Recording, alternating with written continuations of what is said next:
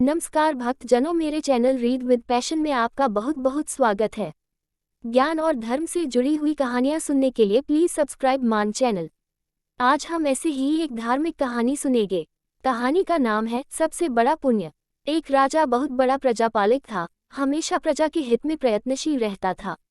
वह इतना कर्मठ था कि अपना सुख, ऐशो आराम सब छोड़कर सारा समय जन कल्याण में ही लगा देता था। यहाँ तक कि जो मोक्ष का साधन है अर्थात भगवत भजन, उसके लिए भी वह समय नहीं निकाल पाता था। एक सुबह राजा वन की तरफ भ्रमण करने के लिए जा रहा था कि उसे एक देव के दर्शन हुए। राजी ने देव को प्रणाम करते हुए उनका अभिनंदन किया और देव के हाथों में एक लंबी चौड़ी पुस्तक देखकर उनसे पूछा, महाराज आपके हाथ में यह क्या है? देव बोले, राजन ये हमारा बही खाता है जिसमें सभी भजन करने वालों के नाम हैं। राजा ने निराशायुक्त भाव से कहा, कृपया देखिए तो इस किताब में कहीं मेरा नाम भी है या नहीं? देव महाराज किताब का एक एक पृष्ठ उल्टने लगे, परंतु राजा का नाम कहीं भी नजर नहीं आया। राजा ने देव को चिंतित देखकर कहा, महाराज आप चिंतित ना हो, आपके ढूंढने में कोई भी कमी नहीं है।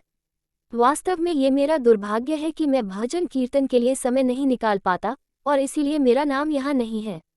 उस दिन राजा के मन में आत्मग्लानि सी उत्पन्न हुई, लेकिन इसके बावजूद उन्होंने इसे नजरअंदाज कर दिया और पुनः परोपकार की भावना लिए दूसरों की सेवा करने में लग गए। कुछ दिन बाद राजा फिर सुबह वन की तरफ टहलने के लिए निकले तो उन्हें वही देव महाराज के दर्शन हुए। इस बार भी उनके हाथ में एक पुस्तक थी।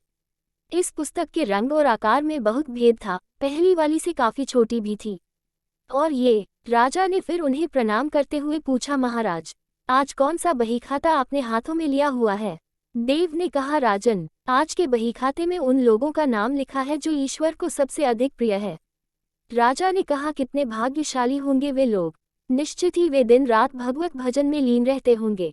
क्या इस पुस्तक में कोई मेरे राज्य का भी नागरिक है? देव महाराज ने बहीखाता खोला और ये क्या, पहले पन्ने पर पहला नाम राजा का ही था। राजा ने आश्चर्यचकित होकर पूछा, महाराज मेरा नाम इसमें कैसे लिखा हुआ है? मैं तो मंदिर भी कभी कभार ही जाता हूँ।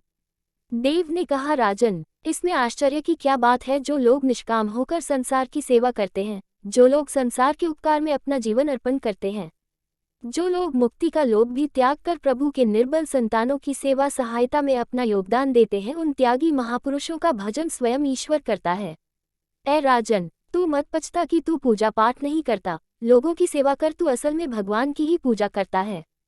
परोपकार और निस्वार्थ लोकसेवा किसी भी उपासना से बढ़कर है।